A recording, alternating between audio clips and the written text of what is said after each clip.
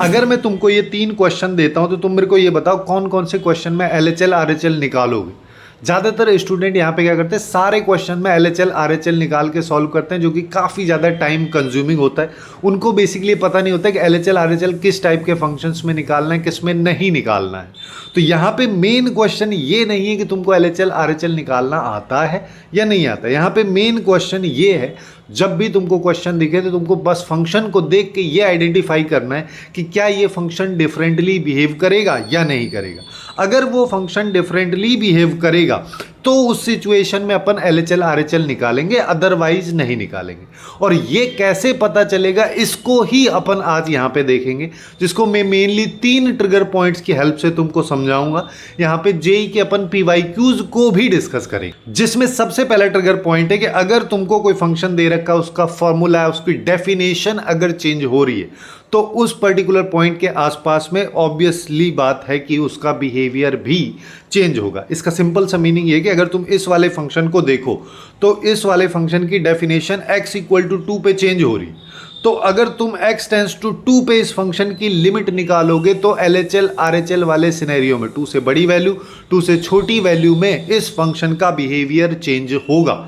तो वैसी सिचुएशन में अपने को LHL RHL निकालना है। जैसे कि यहाँ पे इसका LHL अगर तुम निकालोगे तो 1 आ जाएगा, सिंपल सा बेसिक प्रोसेस है। वैसे ही RHL निकालोगे तो 3 आ जाएगा, और दोनों वैल्यूज इक्वल नहीं है तो अपन बोलेंगे यहाँ पे लिमिट इसकी एग्जिस्ट नहीं करती। जब भी ऐसे फंक्शंस तुमको दिखे तो सीधा सबसे पहला काम जो अपना है वो अपने को यहाँ पे देखना है LHL RHL।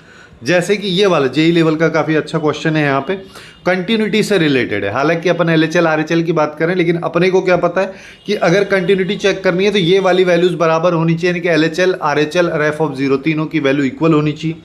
अब LHL अगर मान लो, सबसे पहले मैं RHL निकाल लेता हूँ। चलो, अगर मैं RHL सबसे पहले निकाल रहा हूँ तो अपने को पता है यहाँ पे इस वाले फंक्शन में पुट करेंगे, और जब तुम इसको सिंप्लीफाई करोगे तो ये एक स्टैंडर्ड लिमिट बन जाएगा जिसका वैल्यू 1/2 होगा। रूट लगाए तो β/√2 इसकी वैल्यू हो जाएगी। वहीं पे LHL अगर तुम इसका निकालोगे तो अब इस वाले फंक्शन का यूज करेंगे, तो हम यहाँ पे नीचे जो 2x है उसका होल स्क्वायर टाइप से बनाने के लिए 4 से ऊपर नीचे मल्टीप्लाई कर दें तो इसकी वैल्यू 2 आ जाएगी। तो फाइनली तीनों वैल्यूज, अगर ये कंटिन्यूअस है तो तीनों वैल्यूज बराबर होंगी, यानी कि ये वाला रिलेशन आएगा जहां से α² और β² की वैल्यू आ जाएगी। तो फाइनली क्वेश्चन काफ़ी आसानी से सॉल्व हो जाएगा।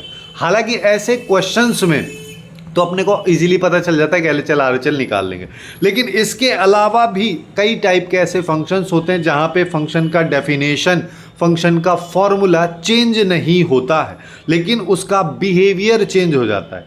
वैसे फंक्शंस कुछ इस तरीके के दिखते हैं। जैसे अगर मान लो पहले वाले फंक्शन की अगर हम बात करें e⁻1/x का, तो ज़्यादातर लोग अगर इस तरीके से कर देंगे तो ये गलत हो जाएगा, क्योंकि ऐसा ही दूसरे वाले सिनेरियो में अपने को देखने को मिलेगा जो सेकंड वाला फंक्शन है। अब देखो इस फंक्शन को करना कैसे, कि सबसे पहले LHL अगर अपन निकालेंगे तो 0 माइनस, यानी कि 0 से बहुत छोटी वैल्यू नेगेटिव में -0.001, तो ये -∞ की तरफ जाएगा, तो ये पूरा वैल्यू 0 की तरफ जाएगा।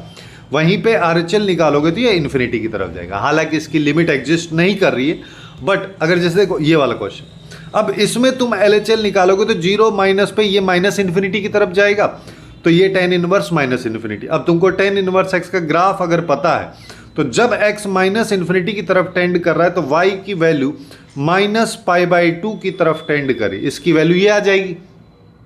वैसे ही जब तुम RHL निकालने जाओगे तो ये इन्फिनिटी हो जाएगा, यानी कि जब x की वैल्यू इन्फिनिटी की तरफ जा रही है तो y की वैल्यू π/2 की तरफ जा रही है। दोनों वैल्यूज डिफरेंट है तो लिमिट यहाँ पे भी एग्जिस्ट नहीं करेगी। ये फंक्शन सेम है लेकिन इसकी डेफिनेशन या इसका बिहेवियर जो है वो चेंज हो रहा है। डेफिनेशन हालांकि फिर भी इसकी सेम। अब ऐसा एक क्वेश्चन देखते हैं कि वही जो e⁻1/x है उसका यूज़ अगर अपन यहाँ पे करें कि x टेंड्स टू 0 माइनस पे, जो अभी अपन ने यहाँ पे देखा था हमारे पास में ये वाला कि 0 माइनस पे और 0 प्लस पे अलग अलग सिनेरियो था, एक बार 0 हो रहा था, एक बार इन्फिनिटी की तरफ जा रहा है। तो अपन बोल सकते हैं 0 माइनस पे 0 और 0 प्लस पे इन्फिनिटी। तो जब 0 माइनस पे अपन चेक करें तो इसकी वैल्यू 0, तो इसका -1 आ जाएगा आउटपुट। वहीं पे 0 प्लस पे चेक करोगे तो ये infinity minus infinity 1 divide by infinity plus 1, यानी कि इन्फिनिटी बाई इन्फिनिटी का इंडिटर्मिनेट फॉर्म होगा।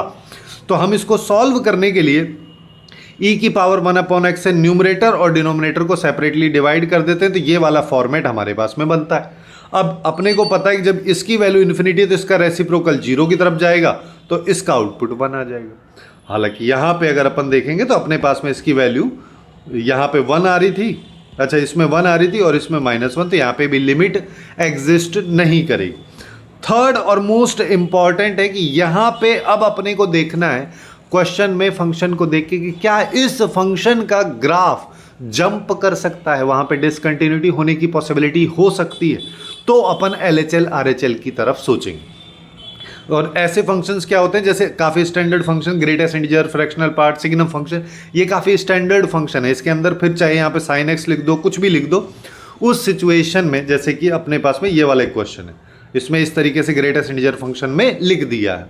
तो ऐसे सिनेरियो में हमेशा अब जब भी फंक्शन का ग्राफ जंप कर रहा होगा तो अपन LHL RHL की हेल्प से देखेंगे। जैसे ये है, अब इसमें अगर तुम LHL निकालोगे यानी कि 2 माइनस पे मैं चेक करूंगा, 2 से जस्ट छोटी वैल्यू पे, तो अपने को पता है ग्रेटेस्ट इंटीजर फंक्शन में अगर देखो तो 2 माइनस यहाँ पे आएगा जिसका आउटपुट 1 हो जाएगा और यहाँ पे आ जाएगा। और फ्रैक्शनल पार्ट फंक्शन की बात करोगे तो इसका आउटपुट यहाँ पे ये 1 की तरफ जाएगा, यानी कि ये 1 + 1 बेसिकली 2 आ जाएगा। ये तो LHL आ गया। वहीं पे RHL की अगर बात करो तो 2 प्लस पुट करोगे तो 2 प्लस का मतलब यहाँ पे इसकी वैल्यू 2 हो जाएगी और 2 प्लस फ्रैक्शनल पार्ट के लिए देखो 2 से जस्ट बड़ी वैल्यू ये 0 पे आ जाएगी, जिसका मतलब अपने पास ये इसकी वैल्यू 0 तो टोटल 2 आ जाएगा। अब यहाँ पे हालांकि देख के इस फंक्शन को ऐसा लग रहा है कि जंप करेगा, बट यहाँ पे दोनों का LHL RHL की वैल्यू सेम है तो इसकी लिमिट एग्जिस्ट कर रही है। अब ऐसा क्यों हो रहा है, क्योंकि इसको अगर अपन सेकंड मेथड से देखें कि फ्रैक्शनल पार्ट फंक्शन इसके बराबर होता है, यानी कि ग्रेटेस्ट इंटीजर को इधर ले आओगे तो ये बेसिकली जो लिखा है ये x ही लिखा है। x तो पॉलिनोमियल है, 2 पे 2 आउटपुट देता है और यहाँ पे लिमिट एग्जिस्ट करती है, इस वजह से ऐसा हो रहा है। एक और थोड़ा सा अच्छा सा क्वेश्चन देख लेते हैं कि अगर ग्रेटेस्ट इंटीजर फंक्शन ऐसे दे रखा है, ठीक है, जैसा कि अभी अपन बात की, जब भी अपने को जंप वाला सिचुएशन दिखे तो हम यहाँ पे सीधा सीधा क्या करेंगे, LHL RHL निकालेंगे। सबसे पहले RHL अगर निकालते हैं तो 1 प्लस अगर करोगे तो इसकी वैल्यू 1 हो जाएगी, ये 1 प्लस तो ये 2 प्लस हो गया, 2 प्लस की वैल्यू 2 होगी, sin π/2 की वैल्यू 1, तो इसका तो आउटपुट 1 आ जाएगा। वहीं पे 1 माइनस पे देखोगे तो ये 0 हो जाएगा। अब ये चाहे कुछ भी आ रहा हो, क्या ही फर्क पड़ना, ये 0 आ गया, तो यानी कि यहाँ पे भी लिमिट एग्जिस्ट नहीं कर रही है। अब जैसे ये वाला एक क्वेश्चन था, इसको भी डिस्कस कर ही लेते हैं कि अपने को 0 पे कंटिन्यूस बोल रखा है, यानी कि 0 माइनस पे LHL जो है इसमें और RHL इसमें अपने को चेक करना पड़ेगा, जिसके लिए अगर मैं सबसे पहले LHL चेक करता हूँ, 0 माइनस पे अगर चेक करें तो अपने को क्या पता है fx में इसमें पुट करोगे, 0 माइनस इसमें। अब देखो जिसका सिंपल सा मीनिंग डिनोमिनेटर में कुछ है नहीं तो सीधा लिमिट ही पुट कर दो। 0 अगर मान लो मैं पुट करता हूँ, इसकी वैल्यू 1 हो जाएगी, इसकी वैल्यू 0, इसकी वैल्यू 1, तो ये बेसिकली पूरा पूरा 1 हो गया। 1 इंटू π/2 किया तो π/2 हो गया। π/2 का greatest integer function π/2 3.14 divide by 2, ये 1 पॉइंट समथिंग आएगा, जिसका ग्रेटेस्ट इंटीजर फंक्शन 1 हो जाएगा, तो ये π/2 इंटू 1 हो गया, ये बेसिकली sin π/2 जिसकी वैल्यू 1, तो ये b² LHL आ गया। ऐसे ही RHL अगर अपन निकालें तो अब इसमें पुट करना है, इसमें पुट करने के लिए मैं इसको एक्सपेंड कर देता हूँ sin 2θ को, जिससे ये बन जाएगा। sin x को कॉमन ले लोगे तो 1 माइनस cos x। अब नीचे x³ है तो अपने को पता है इसके डिनोमिनेटर में x² होता है, जैसे पिछले क्वेश्चन में देखे थे, तो अपना सीधा इसकी वैल्यू हाफ हो जाएगी और इसकी वैल्यू 1 हो जाएगी, इसकी वैल्यू 1/2 आ गई। तो बेसिकली अपने को इन तीनों वैल्यूज़ को अगर इक्वेट करें तो ये हमारे पास सिनेरियो बन रहा है। तो यहाँ से तुम सीधा सीधा a² b² की वैल्यूज़ कर लो, दोनों निकल गए, दोनों का सम अगर निकालोगे तो 3/4 आ गया। इस तरीके के क्वेश्चंस में हमेशा अपने को LHL RHL निकाल के ही क्वेश्चंस को सॉल्व करना है, अदरवाइज गलती होने की काफ़ी हाई पॉसिबिलिटी हो सकती है। ऐसे ही काफ़ी इंटरेस्टिंग टॉपिक्स को अपन ने लेफ्ट वाली प्लेलिस्ट में कवर किया, तो वहाँ से जाके बाकी टॉपिक्स को भी तुम लोग चेकआउट कर सकते हो।